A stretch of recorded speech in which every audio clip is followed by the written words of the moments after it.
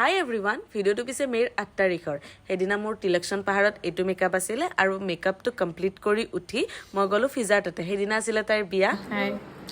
আজিৰ মেকআপটো কেনেকুৱা লাগিব ক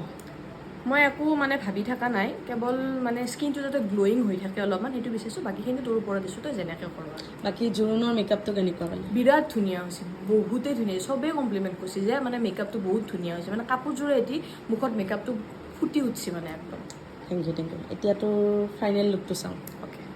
ফিজাই কোৱা মতে মই তাৰ বেচটো ফ্ললেছ আৰু গ্লোয়িং কৰি ৰাখিব চেষ্টা কৰিলোঁ আৰু এইটো হ'ল ফিজাৰ সম্পূৰ্ণ মেকআপ লুকটো গোটেই লুকটো মই তাই কোৱা ধৰণে ৰাখিব চেষ্টা কৰিলোঁ মানে তাই চাদৰখন এনেকৈ মেলি ৰাখিব বিচাৰিছিলে তো তেনেকৈ ৰাখিলোঁ আৰু আপোনালোকৰ তাইৰ ৰিচেপশ্যন মেকআপটো কেনেকুৱা লাগিলে জনাব দেই তাৰে পিছত মই ফিজাৰ ভনীয়েক পাহিকো অলপ টাচ আপ দি দিলোঁ বাৰু ভিডিঅ'টো ইমানখিনিয়ে আছিলে আপোনালোকৰ যদি বিশেষ দিনবোৰত মোক বুকিং কৰিব বিচাৰে তেতিয়াহ'লে কণ্টেক্ট কৰিব নাপাহৰিব আজিলৈ আহিছোঁ বাই